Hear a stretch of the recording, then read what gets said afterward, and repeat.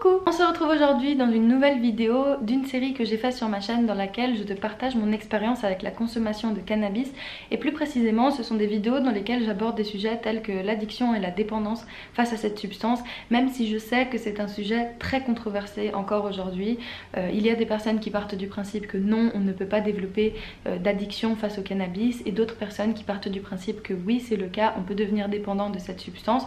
Donc ça va pas être le débat d'aujourd'hui, on va en faire une vidéo entièrement dédiée pour essayer d'approfondir et de développer le pourquoi du comment il y a un tel clivage autour de cette question. Je tiens juste à préciser donc que moi dans ces vidéos je me positionne en partant du principe que cette dépendance existe. Maintenant ça ne veut pas dire que je considère que l'addiction que l'on peut développer face au cannabis soit la même addiction que ce qu'on peut développer face au tabac, à l'alcool, à l'héroïne ou quelconque autre substance, puisque chaque substance est unique. Les répercussions que ça peut avoir dans nos vies vont varier énormément d'une substance à l'autre.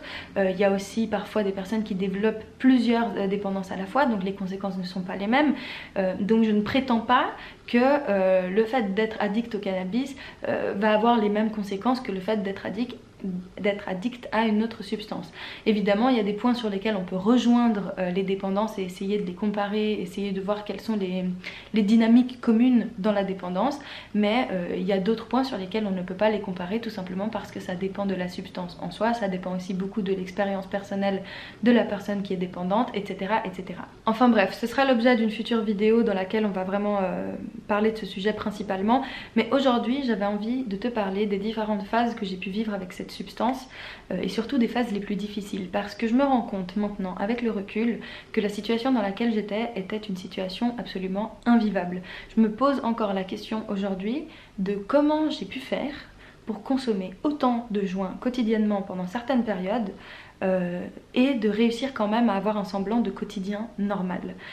Sachant qu'à ce moment-là de ma vie, j'étais à 10 000 années-lumière de penser que j'avais un problème, que je souffrais d'une dépendance, que j'étais en train de m'auto-détruire et que j'étais en train de bousiller ma santé mentale et ma santé physique aussi. Et me rappeler de cette période-là, me rappeler de l'état d'esprit que j'avais me rend parfois triste en fait, parce que je me dis que je devais vraiment pas m'aimer à ce moment-là de ma vie, parce que je me faisais énormément de mal, je n'avais pas d'amour pour moi-même, et je ne pars pas du principe que c'est le cas de toutes les personnes qui consomment du cannabis. Je suis pas en train de dire que si tu consommes du cannabis tu considères que t'es une merde, mais moi dans mon expérience, quand je me souviens des choses que je me faisais subir par rapport à cette substance, je me rends compte à quel point je ne m'aimais pas et à quel point je me faisais volontairement du mal parce que notamment justement j'étais dépendante de cette substance et que la petite voix de l'addiction était plus forte que tout, quitte à justement me faire souffrir au quotidien sans que j'ai envie d'admettre que c'était une souffrance. Pour te remettre vite fait dans le contexte, quand j'ai commencé à fumer j'avais 16 ans et on était dans les beaux jours de printemps. C'était une période justement juste avant les vacances d'été, et donc mon expérience avec le cannabis à ce moment-là était très positive parce que je réagissais très bien à la substance, ça me plaisait énormément d'être défoncée, je découvrais toutes les sensations liées à cette défonce avec beaucoup d'enthousiasme et beaucoup de plaisir tout simplement, et j'avais l'impression que j'avais trouvé un super moyen de m'amuser et de faire la fête tout simplement comme la majorité des jeunes de mon âge à ce moment-là. Sauf que il faut savoir que vu qu'il y avait les vacances d'été juste après, j'avais 2 mois devant moi pendant lesquels je pouvais expérimenter cette substance sans avoir particulièrement de difficultés, parce que j'étais souvent seule chez moi, parce que c'est les vacances, donc je pouvais être souvent avec mes amis, je pouvais souvent faire la fête, je pouvais sortir la semaine, j'avais pas d'obligation particulière à cet âge-là qui m'aurait empêché de pouvoir consommer, donc en fait c'était vraiment le contexte parfait pour pouvoir expérimenter tout ce que je voulais avec cette substance. Donc personnellement j'ai assez vite voulu commencer à fumer seule, chose qui n'est pas le cas de beaucoup de personnes. Il y a plein de gens qui aiment pas du tout ça, qui ont jamais essayé et ça fait des années qu'ils fument mais ils ont jamais pris cette habitude de fumer tout seul dans leur coin de façon quotidienne et tout. Mais moi ça a été mon cas. Donc pendant cet été-là, j'ai vraiment eu le temps d'approfondir la chose, de découvrir les différentes façons de consommer, de sortir de façon plus régulière, etc. De le faire avec mes amis de façon beaucoup plus fréquente aussi. Et donc le terrain à développer une dépendance à ce moment-là était parfait et ça n'a pas raté. Parce que j'ai très vite développé une accoutumance, une forme d'habitude au fait de consommer. Et je m'en suis rendu compte quand je suis arrivée du coup à la rentrée. J'entrais en 2e année du collège et j'avais développé une sorte de fascination pour cette substance.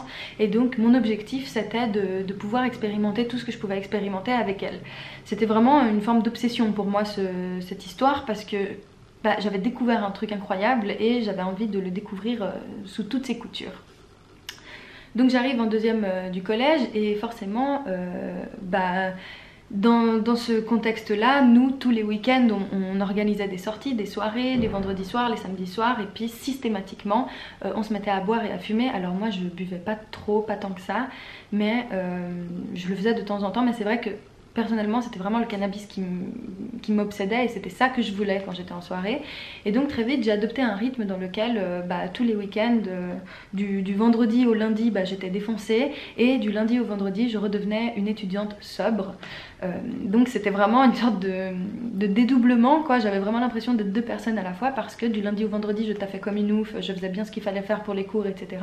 Et je pensais pas à la bœuf, et dès qu'arrivait le vendredi c'est fini, c'était la débauche et je devenais une autre personne.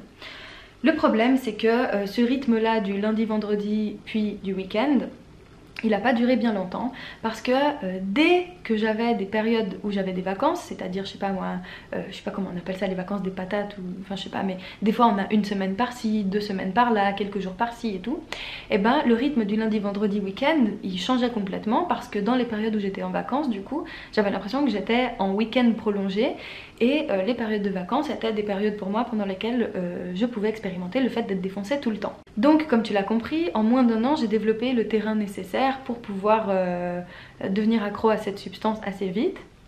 Et ça n'a pas raté parce que il suffisait justement qu'il y ait ces espaces scolaires pour que je rentre dans l'excès de la consommation. Sauf que cet excès, en fait, il aurait pu s'arrêter à fumer tous les soirs par exemple. Mais non, parce que du coup, comme j'étais en vacances, comme j'avais des horaires de sommeil absolument anarchiques, je te renvoie à ma vidéo sur le sommeil si tu l'as pas vue, en fait j'ai commencé aussi à me mettre à fumer le matin, à midi, en plein milieu de l'après-midi, le soir, parfois entre ces périodes-là. Enfin bref, c'était vraiment anarchique, je faisais un peu n'importe quoi. Mais j'ai remarqué cette fameuse capacité de résistance. Qu'est-ce que j'entends par résistance? Tout simplement le fait que le cannabis est une substance à laquelle on s'habitue extrêmement vite. Alors je pense que c'est sûrement le cas d'autres substances auxquelles on peut devenir accro, mais au début quand tu fumes, t'as des effets assez violents, assez forts, assez puissants, et puis tu te dis mais comment certaines personnes font pour fumer ne serait-ce qu'un joint par jour? Moi si je fume un joint par jour je serais déjà défoncée toute la journée. Enfin bref, tu te rends compte à quel point l'effet est puissant et petit à petit plus tu fumes, plus tu te rends compte que ton corps l'assimile vite et que tu commences à gérer la sensation. Je sais pas comment dire, mais la rapidité avec laquelle je me suis habituée à cette substance était phénoménale parce que je suis passée de la meuf qui se disait mais oh mon dieu, mais comment c'est possible de fumer tous les jours? Jamais de ma vie je pourrais faire ça, je vois pas comment je pourrais vivre une vie foncedée tout le temps comme un tel ou une telle, à oh là là je fume un pet et au bout de 30 minutes je ressens plus rien. Donc il y avait vraiment ces deux pôles duquel on peut passer très vite de l'un à l'autre tout simplement. Je pense que si là tout de suite je fumais un joint après 9 mois d'abstinence, je me reposerais la même question et je me dirais comment c'est possible de fumer déjà un joint par jour même si c'est juste le soir. Alors que il suffirait que je fume 3-4 jours d'affilée pour reprendre un rythme assez soutenu et réussir à le gérer comme il faut. Mais ça veut pas dire que c'est un bon signe, hein. Ça veut juste dire qu'on apprend à fonctionner sur un mode de défonce et c'est pas du tout sain, ni pour le corps physique, ni pour le corps émotionnel, ni pour la santé mentale, ni rien du tout. C'est juste que le corps il s'adapte quoi, il apprend à gérer, il se met dans une forme de pilote automatique et il s'habitue à la substance tout simplement. Mais là si je fumais tout de suite ça me dépasserait complètement ce mode de fonctionnement et pourtant je sais que si je continuais de fumer dans les jours qui suivent je retrouverais ce mode de fonctionnement très facilement. Il faut savoir qu'à cette période là de ma vie j'étais en profonde détresse émotionnelle, j'en ai déjà parlé dans d'autres vidéos, je te laisserai fouiller sur ma chaîne si ça t'intéresse, mais pour des raisons personnelles, familiales, de la vie de tous les jours etc. eh ben, j'avais des gros problèmes de gestion émotionnelle. C'est-à-dire que j'étais complètement instable, je faisais énormément d'anxiété, je faisais beaucoup de crises d'angoisse, enfin bref, j'étais pas stable du tout. Et j'avais découvert qu'avec le cannabis, c'est comme si tout devenait plus simple en fait. J'avais une forme d'anesthésie de mes émotions, j'avais vraiment l'impression que ça me stabilisait en fait. Parce que quand j'étais défoncée, j'arrivais pas à ressentir ces pics émotionnels que ce que je ressentais habituellement quand justement ça n'allait pas. En tout cas, c'était une illusion parce que ça n'a pas duré bien longtemps. Cette sensation d'être anesthésiée, même si sur le moment elle était très plaisante, elle se faisait souvent envahir par un sentiment de stress intense et d'anxiété provoqué par le cannabis. C'est-à-dire que les émotions négatives que j'avais l'habitude de ressentir, la colère, la tristesse, la solitude, enfin la rage, la haine, tout ce que tu veux, que je ressentais par pic, je ne les ressentais plus quand j'étais défoncée, mais du coup, à la place de ressentir ces émotions, ce que je ressentais, c'était un stress profond provoqué par le cannabis. Mais c'était hyper étrange parce que autant j'étais très détendue et défoncée, donc c'était un effet plaisant, et en même temps j'avais des périodes de stress intense à cause du fait que j'étais défoncée, mais je préférais ressentir ce stress dû à la défonce que les émotions négatives que je ressentais d'habitude. C'est comme si j'avais une forme de contrôle sur mon mal-être, parce que du coup, si je me sentais stressée et anxieuse à cause de la weed, c'était parce que j'avais décidé de fumer. Parce que j'avais pris l'initiative de fumer ce joint, et donc c'est comme si j'avais un contrôle sur la situation. Tu te sens nerveuse parce que tu as décidé de fumer ce joint et d'être dans une situation particulièrement stressante, comme par exemple avoir peur de croiser quelqu'un que je connais, avoir peur de croiser quelqu'un de ma famille, avoir peur de rentrer chez moi et de réveiller ma mère, avoir peur de... Enfin bref, plein de choses. Et je préférais avoir ce contrôle sur cette émotion-là que de vivre simplement mes pics émotionnels habituels en lien avec mon expérience de vie du quotidien. Et ce qu'il faut savoir, c'est que même si c'était pas systématiquement le cas, même si j'étais pas systématiquement angoissée quand je fumais, ça arrivait quand même très souvent. Et même si ça m'arrivait 9 fois sur 10, et ben moi je cherchais la fois où ça ne m'arriverait pas. Donc je savais que j'allais être stressée, mais j'avais quand même l'espoir que ça n'arrive pas, en me disant non mais ce joint là il va bien passer et là je vais trouver que ça valait la peine de le fumer. Et en effet, parfois ça arrivait, mais la fréquence à laquelle ça arrivait était tellement minime que c'était complètement absurde, parce que la plupart du temps quand je fumais en fait j'étais plus mal qu'autre chose. Donc ces expériences positives que j'ai eues au début qui étaient vraiment sympas et que j'appréciais, des moments où je me tapais des grosses barres, où je passais des bonnes soirées, où j'avais l'impression que c'était vraiment cool d'avoir fumé, et c'est des moments qui se sont faits de plus en plus rares et presque inexistants en fait vers la fin de ces 6 ans, parce que plus j'avançais dans mon addiction, moins j'avais l'occasion de ressentir ces moments positifs. Et j'ai remarqué que dans les périodes où j'arrêtais radicalement de fumer pendant quelques semaines voire quelques mois, je pense que le maximum que j'ai fait avant aujourd'hui c'était 2 mois, dans ces périodes là, quand j'arrêtais de fumer et que je recommençais, je redécouvrais le plaisir du début. Mais le problème c'est qu'à nouveau, comme je t'ai dit, on se réhabitue très vite, et donc je re-rentrais dans mon cercle vicieux de la dépendance de façon quasi instantanée quoi. Donc il y a eu un tas de conséquences négatives à ce rythme de vie là. Donc en plus de l'accentuation des troubles du comportement alimentaire et des troubles du sommeil dont j'ai déjà parlé dans 2 vidéos respectives à ce sujet, j'avais aussi des manifestations cheloues du quotidien, comme par exemple des pertes de mémoire profondes.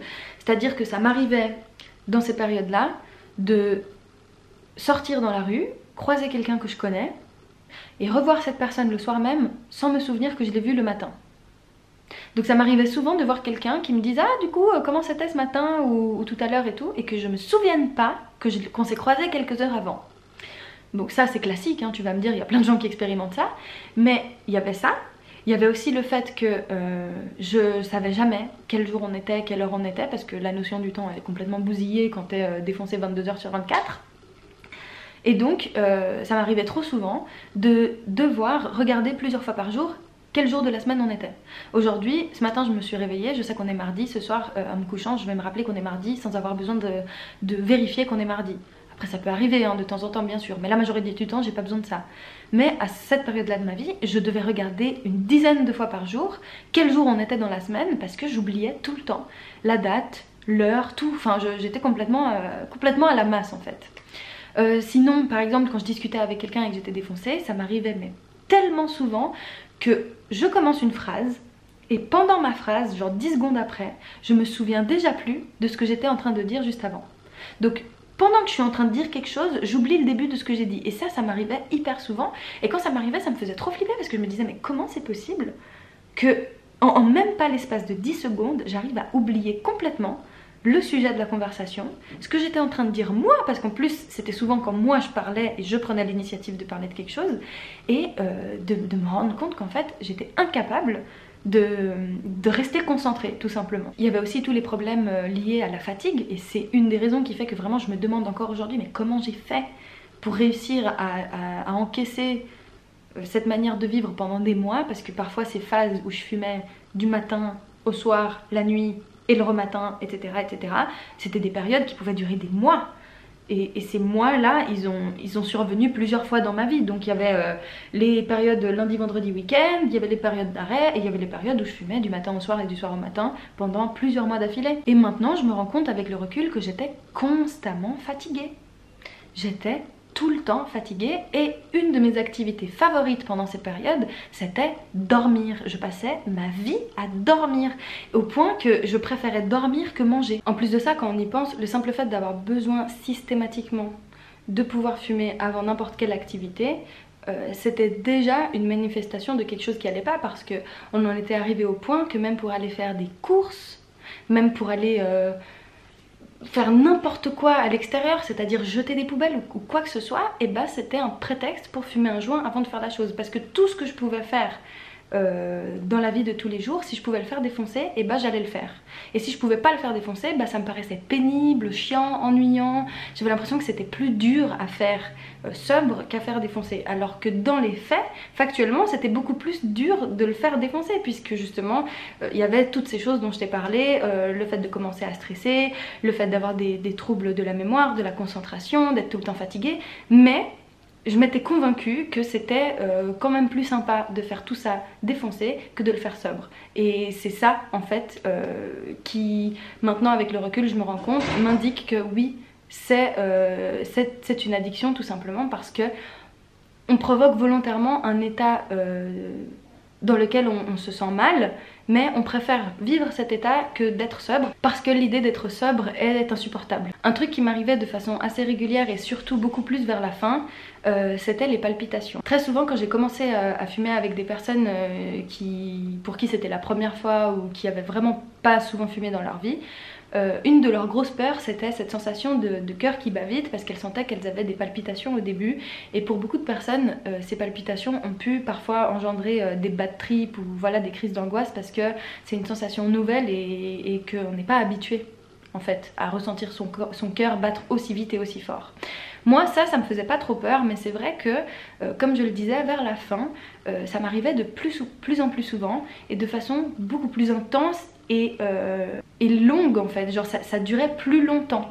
Et cette sensation de palpitation, lorsque justement elle prenait du temps à partir, et bah ça commençait justement à me faire stresser, au point que des fois j'avais vraiment l'impression que mon cœur il allait lâcher, et que je me disais ah je comprends pourquoi certaines personnes font des bad trips et font des crises d'angoisse quand ils ont des palpitations comme ça, parce que moi là c'est en train de devenir de plus en plus de plus en plus intense. Personnellement j'ai pas trop fait de bad trip, c'est vrai que ça m'est arrivé une fois de façon très violente et très intense, et je m'en souviendrai toute ma vie. D'ailleurs je vais faire une vidéo sur ce fameux bad trip parce que je pense que ça vaut la peine qu'on parle vraiment de ça en particulier.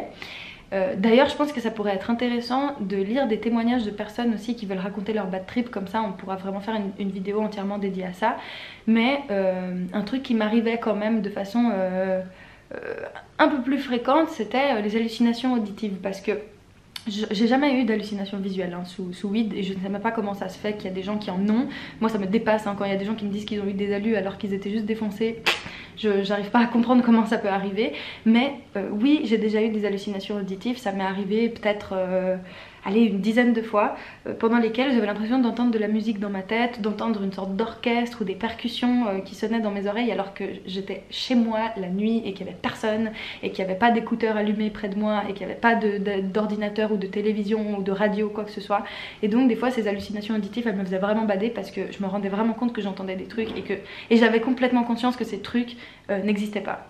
Mais c'était assez flippant. Maintenant avec le recul, je me dis que je pense que si j'avais continué à fumer et de façon aussi régulière, je mets mes deux mains à couper que tôt ou tard j'aurais très probablement fait une décompensation psychotique ou un truc qui s'en rapproche, parce que j'avais vraiment un tas de signes précurseurs du fait que là, ma santé mentale, elle était en train de vriller. On peut aussi parler du fameux sentiment de paranoïa qui peut envahir certaines personnes. Donc tu fumes un joint, tu montes dans un bus et t'as l'impression que tout le bus est au courant que t'as fumé, que tout le monde est en train de te regarder, t'as l'impression qu'il y a des gens qui t'attendent chez toi pour te faire la morale parce que t'as fumé ou quoi que ce soit. Enfin bref, moi c'est des trucs, ça m'arrivait très souvent, surtout dans les moments justement où je te disais que j'avais cette anxiété qui montait.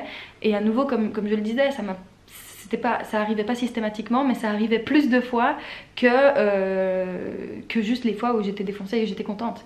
Donc c'est là où tu vois l'absurdité du truc et tu te dis mais pourquoi tu continues à fumer, pourquoi tu te faisais du mal comme ça? Et ben justement parce que t'es dépendant, tout simplement, c'est ça la réponse. Et en fait on se rend compte que c'est vraiment un cercle vicieux, parce que les raisons pour lesquelles tu fumes au début peuvent très vite devenir les raisons qui te poussent à vouloir arrêter par la suite. Parce que les effets recherchés au début, qui sont des effets très agréables et très cool à ressentir, deviennent très rapidement des effets lourds à porter, difficiles à vivre et aussi se font remplacer par des effets beaucoup plus négatifs.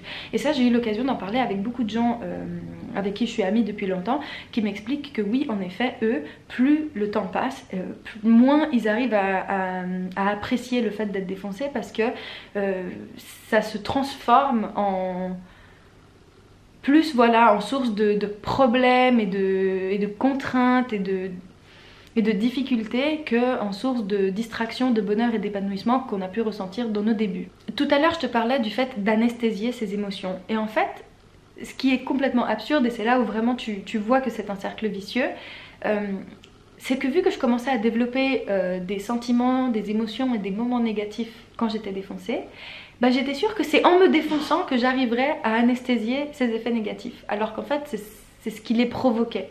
Donc au début j'anesthésiais mes émotions, j'étais contente parce que je me disais c'est bon, j'ai plus de problème, c'est bon, je ressens plus la colère, la solitude, la tristesse, etc. patati patata. Mais en fait je ressentais d'autres choses, et ces choses, même si je savais inconsciemment qu'elles venaient du fait de fumer, bah j'espérais que j'allais les résoudre en fumant. Donc tu crées ton problème en fumant et tu veux le résoudre en fumant, et donc tu continues de fumer constamment. Et c'est un cercle vicieux. Je me rappelle qu'il y a eu un moment très précis pendant lequel je me suis dit que j'allais arrêter de fumer pendant 3 semaines. Et c'était 3 semaines dont j'avais besoin, je ne sais plus pour quelle raison, mais je me souviens vraiment dans ma tête de ce moment-là, je devais avoir 18 ans à ce moment-là. Pendant ces 3 semaines, vraiment, je me suis fait violence. Je me suis dit, tu ne fumes pas, tu ne sors pas, voilà, t'essayes pas d'être face à la substance. Et je m'étais rendu compte, au bout d'une seule semaine, que je redécouvrais des capacités que je pensais avoir perdues depuis longtemps. En fait, c'est comme si j'avais oublié que je pouvais me sentir bien. Parce que j'avais associé le fait d'être sobre au fait de souffrir émotionnellement, d'avoir tous ces problèmes dont je t'ai parlé tout à l'heure. Alors qu'en fait, avec le recul, bah non! Quand j'étais sobre, j'étais pas constamment en détresse émotionnelle, c'est absolument faux. Ça c'était un biais, c'était moi qui me faisais des films dans ma tête, qui essayais de justifier ma consommation, etc. Mais quand j'ai commencé ces 3 semaines-là où je me suis dit t'arrêtes, au bout d'une semaine, j'ai redécouvert un sommeil plus ou moins stable, j'ai remarqué que j'avais une meilleure mémoire, une meilleure concentration, beaucoup plus d'énergie, mais alors juste ça, le fait de se lever le matin et de pas avoir la tête enfoncée jusqu'au fin fond de ton âme, et bah, c'était une sensation trop géniale de se rendre compte que t'avais l'impression de retrouver de la vie en fait, tout simplement. Et je me rappelle m'être dit à ce moment-là, mais c'est trop facile. Il suffit du coup que j'arrête pendant quelques semaines de fumer pour retrouver tout ce que j'ai l'impression d'avoir perdu, et après je peux recommencer à fumer de façon raisonnable, et puis je ne me perdrai pas. Le problème c'est qu'à chaque fois que je recommençais à fumer et que je voulais le faire de façon raisonnable, et ben je retournais dans les phases que je suis en train de te raconter, et donc c'était une constante montagne russe tout simplement, où j'arrêtais, je voulais reconsommer raisonnablement, et bah je recommençais à faire n'importe quoi, puis après je réarrêtais, et puis je recommençais raisonnablement, et pas je recommençais à fumer trop. Enfin bref, c'était absolument n'importe quoi. Mais cette sensation de se dire qu'on peut oublier qu'on se sent bien, je me rappelle comme si c'était hier, et ça me faisait ça à chaque fois que je recommençais d'arrêter de fumer. À chaque fois que j'arrêtais de fumer, je me disais mais waouh, c'est trop fou. En fait, je peux me sentir maintenant bien. En fait, je peux bien le vivre, le fait d'être sobre. Mais c'était des moments qui se passaient entre guillemets bien, parce que je savais qu'ils allaient pas durer, parce que je savais très bien que j'allais recommencer à fumer après, donc peut-être que ça facilitait la chose, peut-être que du coup ça me paraissait moins dur, parce que lorsque j'ai dû prendre vraiment la décision d'arrêter pour de bon, là ça s'est pas du tout passé pareil. Là j'avais vraiment pas l'impression que ça allait être facile et que c'était super positif et que c'était génial. Non, parce que là je savais que j'arrêtais pour de bon, et à mon avis ça a rendu l'expérience du sevrage beaucoup plus compliquée que ce que je pouvais vivre auparavant, quand je faisais des périodes de 3 semaines, plusieurs semaines, voire plusieurs mois où je fumais pas. Quelque chose qui me choque beaucoup maintenant quand j'y pense, c'est que en fait j'étais loin d'être la seule, et je suis loin d'être la seule à traverser ce genre d'expérience, à prétendre que tout va bien dans ma vie et que je me sens parfaitement épanouie et que je n'ai pas de problème avec les substances et que je me sens bien dans ma tête et dans mon corps, alors que je suis dans ce genre de situation. Et je connais plusieurs personnes qui déjà continuent d'avoir ce mode de vie, ou qui en plus de ça rajoutent une substance telle que l'alcool ou d'autres drogues ou du tabac, etc. et qui arrivent quand même à considérer qu'elles vivent bien et qu'elles sont heureuses comme ça et qu'elles se sentent bien comme ça. Alors moi je suis pas là pour dire quoi faire aux gens, et je suis pas là pour dire que tu devrais te sentir mal alors que tu ne te sens pas mal, etc. C'est absolument pas le propos. Mais je me pose vraiment sincèrement la question de comment on peut se sentir bien dans un contexte pareil. Peut-être que moi particulièrement je ressentais des effets que d'autres personnes ne ressentent pas. Mais franchement, entre nous, que ce soit les personnes que je connais, que ce soit les personnes qui m'écrivent par rapport à mes vidéos, qui m'écrivent des messages, etc. La plupart du temps, c'est les mêmes récits, c'est les mêmes séquelles. C'est-à-dire que je connais un tas de personnes qui ont justement les mêmes pertes de mémoire que celles que j'avais, les mêmes troubles de la concentration, les mêmes troubles du sommeil, les mêmes troubles du comportement alimentaire, les mêmes troubles de l'anxiété, etc. Et pourtant qui continuent et qui restent dans cette... c'est vraiment une cristallisation du déni, et de se dire que... bah en fait non, ça va comme ça, j'arrive à gérer comme ça. Mais franchement, si c'est ton cas, moi je tiens à te dire qu'il y a des chances pour que tu aies juste oublié à quel point on peut vivre autrement en fait. Parce que moi c'était ça qui m'arrivait, c'est que j'oubliais dans ces périodes-là que je pouvais me sentir différemment. Parce qu'en fait j'avais associé la sobriété à quelque chose de pénible, de négatif, de difficile à vivre à cause de tout ce qui entourait mes problèmes à ce moment-là. Alors que en faisant la comparaison des moments où j'étais constamment défoncée et des moments où j'étais sobre, bah en fait j'étais 1000 fois plus épanouie et heureuse dans mes moments de sobriété, parce que je m'enlevais le poids de l'addiction en fait pendant une courte période. Sauf que je sais que c'est pas facile d'essayer de se rappeler de ça, je sais que c'est pas facile de vraiment se rendre compte que à un moment dans notre vie on a pu se passer de ça et qu'on a l'impression qu'on n'y arrive plus. Je sais que c'est dur. Moi je me rappelle que je me disais mais je peux pas vivre une vie sans joint, je peux pas vivre une vie sans me défoncer. Enfin pendant ces 6 années c'est comme si j'avais toujours vécu comme ça. C'est comme si ton cerveau il faisait un reset et que tu te disais que t'avais jamais appris à vivre autrement. Donc la simple idée de devoir être sobre, pour moi c'était presque de l'inconnu. Je me disais mais c'est comme si j'avais jamais fait ça.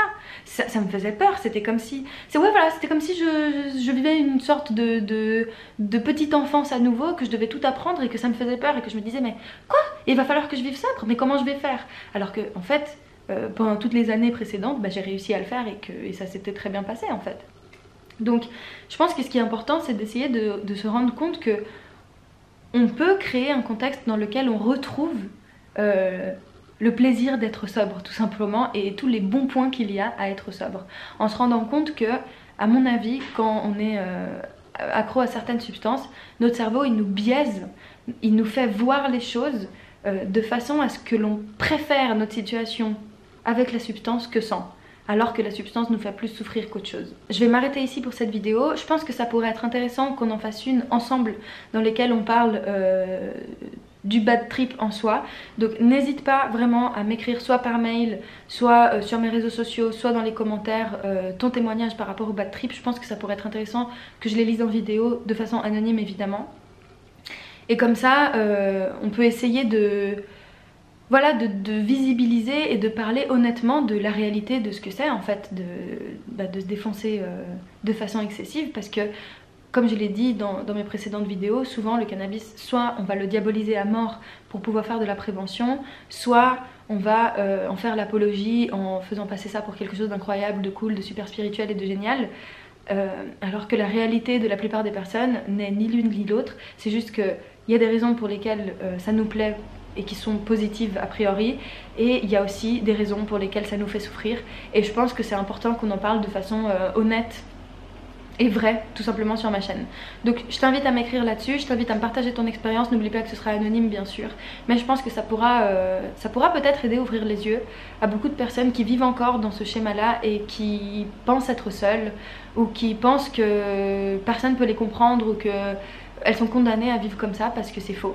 Donc voilà, moi je raconterai mon expérience de bad trip dans cette vidéo là, la tienne si ça t'intéresse de me la raconter. J'espère que cette vidéo t'a plu, on se retrouve du coup dans une prochaine. D'ici là, prends grand soin de toi et n'oublie jamais que je t'aime très très très fort.